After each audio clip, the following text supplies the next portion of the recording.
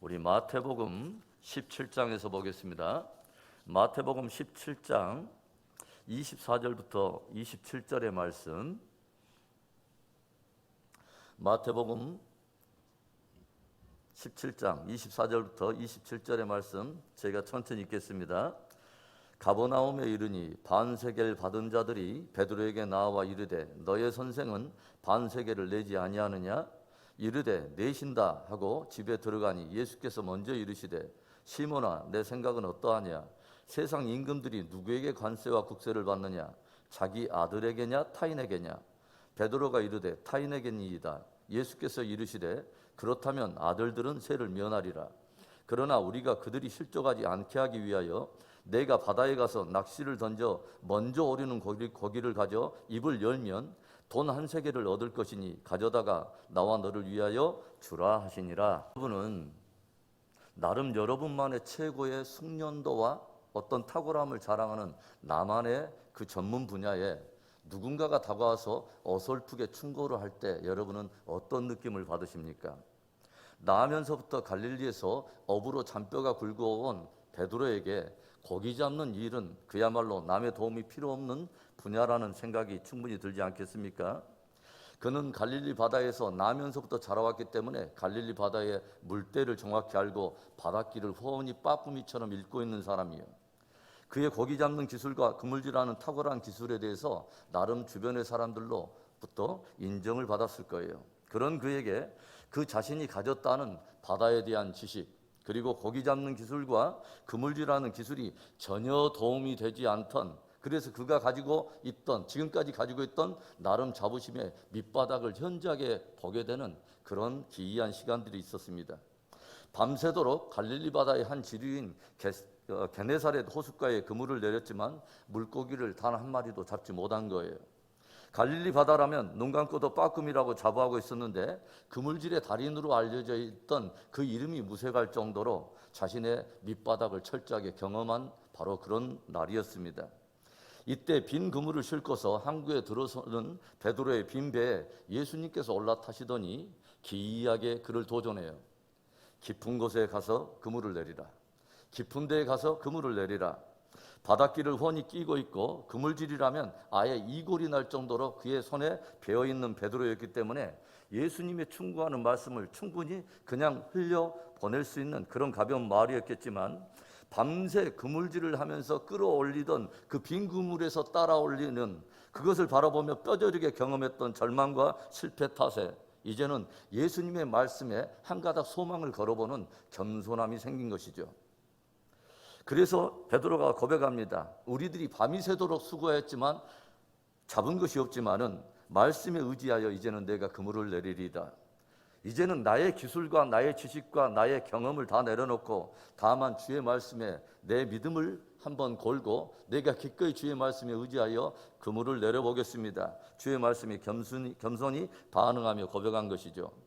매번 자신감으로 넘쳐서 출항하던 때와는 달리 빈 그물을 배에 싣고서 또다시 바다를 향해서 항해하는 베드로.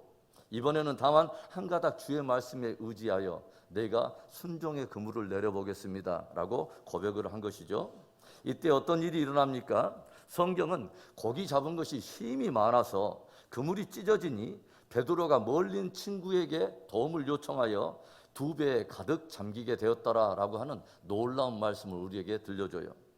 다른 때는 자기 배 하나도 채우기 쉽지 않았는데 주의 말씀에 순종하여 그물을 내림으로 인하여 이번에는 차원이 다른 수확을 거둬들이며 만선으로 부둣가에 돌아오게 된 것입니다.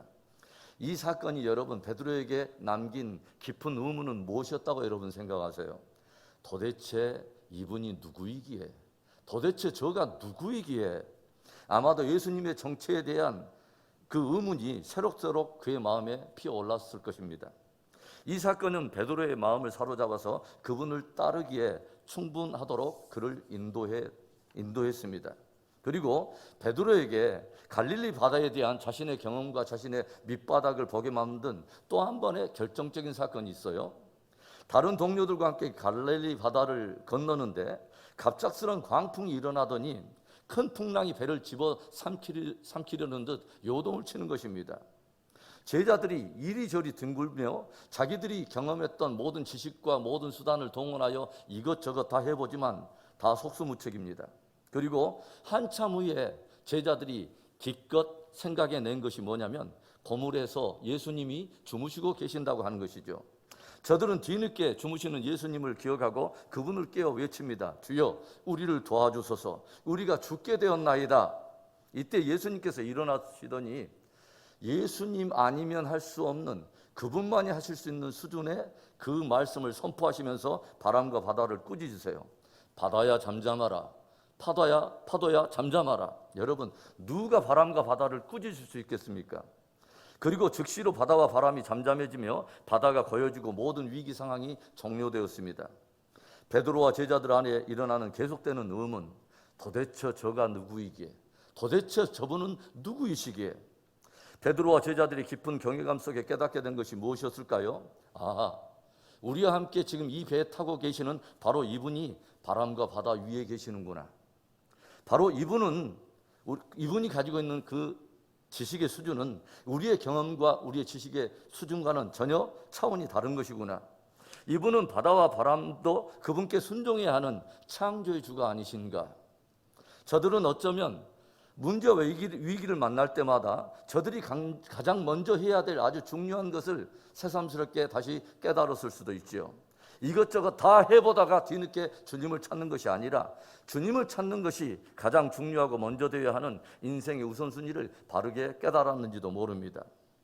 예수님과 동행하면서 그렇게 시간이 또 흘러가고 주님에 대한 마음이 또다시 무디어져 가던 어느 날, 예수님과 제자들이 가버나움에 들어섰을 때 많은 종교 지도자들이 와서 종교세에 대해서 시비를 걸고 들어옵니다.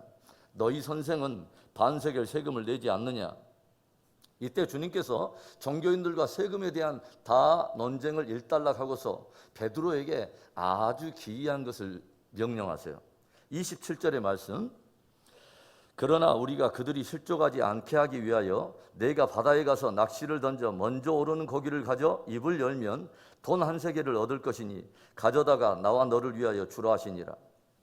저는 주님의 이 명령이 베드로가 자기 분야에 대해서 아직까지도 일말의 확신을 가지고 있는 바다에 대한 자기 경험과 자기 지식을 더 이상 의존하지 못하게 만드는 결정적인 종집을 찍는 그런 사건이었다는 생각을 해봐요. 여러분, 갈릴리 바다에서 베드로에 던지는 그 낚시에 첫 번째 걸리는 물고기의 입에 한 세겔 엽전이 물려있을 그 확률은 수학적으로 어느 정도의 확률을 가지고 있을까요?